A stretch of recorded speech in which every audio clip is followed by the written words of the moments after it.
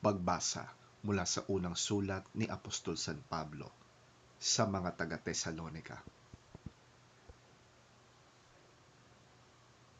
Tungkol naman sa pag-ibig na dapat iukol sa mga kapatid sa pananampalataya, hindi na kailangang paalalahanan pa kayo dahil itinuro sa inyo ng Diyos kung paano kayo mag-iibigan. At ito na nga ang ginagawa ninyo sa mga kapatid sa buong Macedonia. Gayunman, ipinapakiusap pa rin namin sa inyo, mga kapatid, na pag-ibayuhin pa ninyo ang inyong pag-ibig. Pagsikapan ninyong mamuhay ng tahimik, pakialaman ang sariling gawain, at magtrabaho kayo upang mabuhay, tulad ng itinuro namin sa inyo.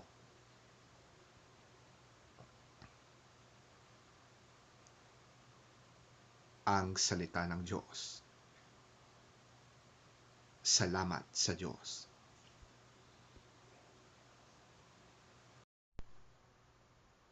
Ang mabuting balita ng Panginoon ayon kay San Mateo. Papuri sa iyo, Panginoon. Ang paghahari ng Diyos ay maitutulad sa isang taong maglalakbay. Kaya tinawag niya ang kanyang mga tauhan at ipinagkatiwala sa kanila ang kanyang ari-arian. Binigyan niya ng salaping ginto ang bawat isa ayon sa kanilang kakayahan. Binigyan niya ang isa ng 5,000 salaping ginto, ang isa na may 2,000 salaping ginto, at ang isa pa ay 1,000 salaping ginto. Pagkatapos ito, siya'y umalis. Kumilos agad ang tumanggap ng 5,000 salaping ginto at ipinangalakal iyon. Kumita siya ng 5,000 salaping ginto.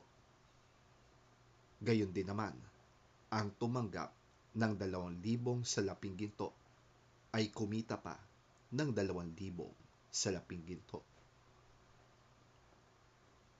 Ngunit ang tumanggap ng 1,000 salaping ginto ay humukay sa lupa at itinago ang salaping ginto ng kanyang Panginoon. Pagkaraan ng mahabang panahon, bumalik ang Panginoon ng mga tauhang iyon at sila'y pinag-ulat. Lumapit ang tumanggap ng 5,000 salaping ginto at sinabi, Panginoon, ito po ang 5,000 salaping ginto na iniwan ninyo sa akin. Heto naman po ang 5,000 salaping ginto na tinubo nito. Sinabi sa kanya ng Panginoon, magaling, tapat at mabuting lingkod. Halika, makihati ka sa aking kagalakan. Naging tapat ka sa kaunting halaga, kaya gagawin kitang tagapamahala ng malaking halaga.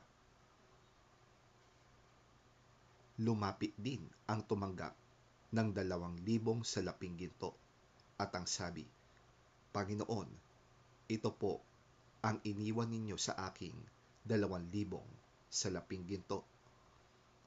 Heto naman po ang 2,000 salaping ginto na tinubo nito. Sinabi ng kanyang Panginoon, magaling, tapat at mabuting lingkod. Naging tapat ka sa kaunting halaga, kaya pamamahalain kita sa malaking halaga. Makihati ka sa aking kagalakan. Lumapit naman ang tumanggap ng 1,000 salaping ginto at sinabi, alam ko pong kayo'y mahigpit at pinipitas ninyo ang bunga ng hindi ninyo itinanim at inaani ninyo ang hindi ninyo inihasik. Natakot po ako, kaya't ibinaon ko sa lupa ang inyong salaping ginto. Heto na po ang salaping iniwanan ninyo sa akin.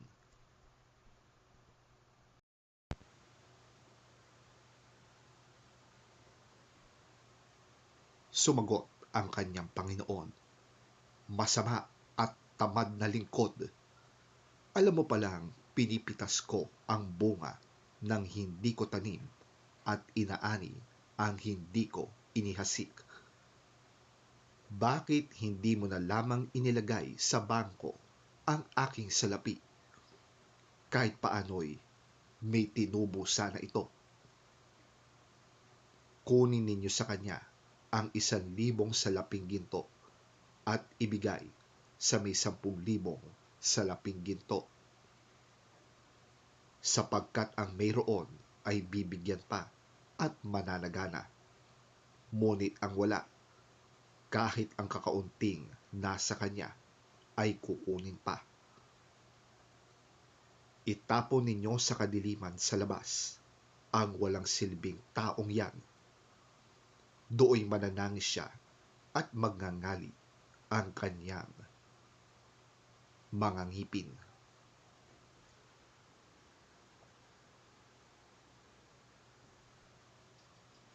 Ang mabuting balita ng ating Panginoon.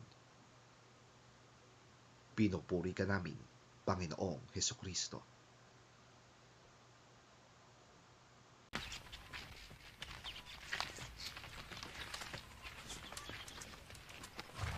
Again, it will be like a man going on a journey who called his servants and entrusted his property to them.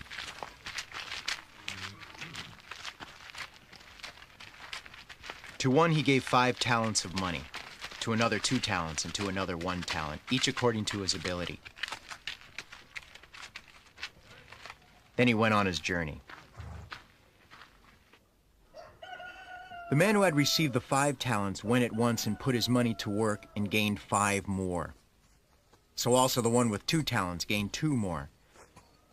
But the man who had received the 1 talent went off, dug a hole in the ground, and hid his master's money.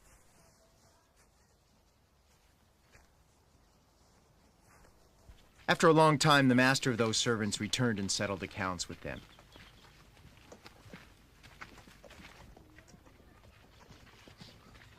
The man who had received the 5 talents brought the other 5. Master, He said. you entrusted me with 5 talents. See, I have gained 5 more. His master replied, Well done, good and faithful servant. You've been faithful with few things. I will put you in charge of many things. Come and share your master's happiness.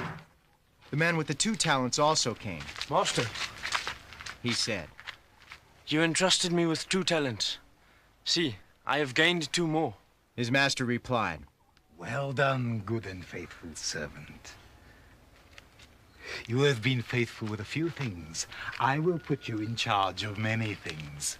Come and share your master's happiness. Then the man who had received the 1 talent came. Master, He said, I knew that you are a hard man, harvesting where you have not sown and gathering where you have not scattered seed. So I was afraid, and went out and hid your talent in the ground. See, here is what belongs to you. His master replied, You wicked, lazy servant. So you knew that I harvest where I have not sown, and gather where I have not scattered seed. Well then, you should have put my money on deposit with the bankers so that when I returned, I would have received it back with interest. Take the talent from him and give it to the one who has the 10 talents. For everyone who has will be given more. And he will have an abundance. Whoever does not have, even what he has will be taken from him. And throw that worthless servant outside into the darkness, where there'll be weeping and gnashing of teeth.